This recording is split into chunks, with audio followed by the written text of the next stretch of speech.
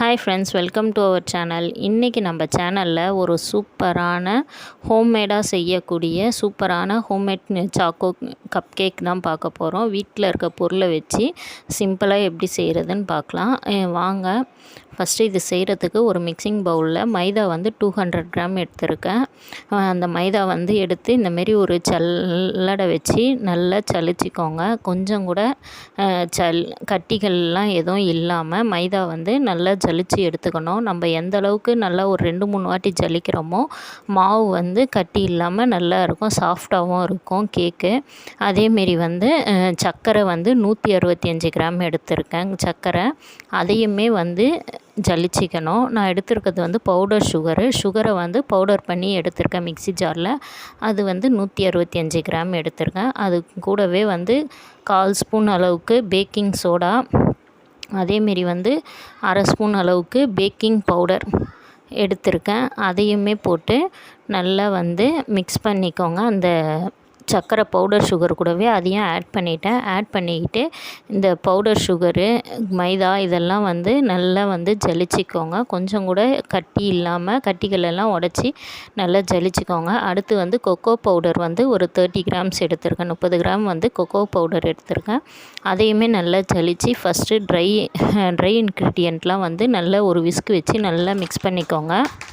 அடுத்து வந்து தயிர் ஒரு 100 கிராம் எடுத்திருக்கேன். ஒரு பாக்கெட் தயிர் எடுத்திருக்கேன். அது கூடவே வந்து 150 ml வந்து ஆயில் எடுத்திருக்கேன். வாசனை இல்லாத ரீஃபண்ட் ஆயில் எடுத்திருக்கேன். தயிரும் ஆயிலையும் போட்டு நல்லா வந்து மிக்ஸ் பண்ணிக்கணும். நம்ம வந்து ஆயில் ஊற்றுனதே தெரியாத அளவுக்கு தயிரை வந்து நல்லா மிக்ஸ் பண்ணிக்கணும்.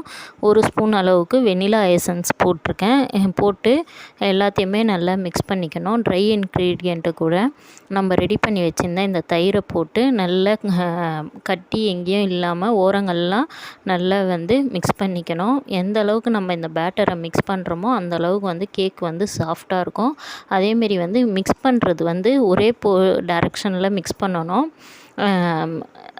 கட் அண்ட் ஃபோல்டர் மெத்தட்லேயும் ஃபைனலாக வந்து மிக்ஸ் பண்ணி பேட்டரை வந்து ரெடி பண்ணி வச்சுக்கோங்க. அடுத்து வந்து இந்தமாரி ஒரு கப் கேக் மோல்டு எடுத்து கொஞ்சம் கொஞ்சமாக நம்ம எடுத்து வச்சுருந்த கேக் பேட்டரை எடுத்து கொஞ்சம் கொஞ்சமாக போட்டு ரெடி பண்ணி வச்சுக்கோங்க. குக்கர் வந்து 10 மினிட்ஸு இந்த ப்ரீ ஹீட் பண்ணி வச்சுருக்கிறேன்.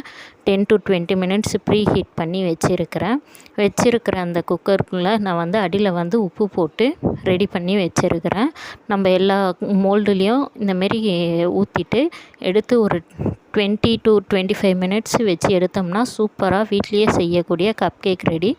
ஈவினிங் ஸ்கூல் வீட்டுக்கு வர குழந்தைங்களுக்கு ரொம்பவுமே விரும்பி சாப்பிடுவாங்க. ஸோ நீங்களும் இதை செஞ்சு பாருங்கள். செஞ்சு பார்த்துட்டு எப்படி இருந்ததுன்னு கமெண்ட் பண்ணுங்கள். இந்த வீடியோ பிடிச்சிருந்தா லைக் பண்ணுங்கள், ஷேர் பண்ணுங்கள், கமெண்ட் பண்ணுங்கள். மறக்காமல் நம்ம சேனலை சப்ஸ்கிரைப் பண்ணிக்கோங்க. இது வரைக்கும் சப்ஸ்கிரைப் பண்ணவங்களுக்குமே ரொம்ப நன்றி. தேங்க்ஸ் ஃபார் வாட்சிங்.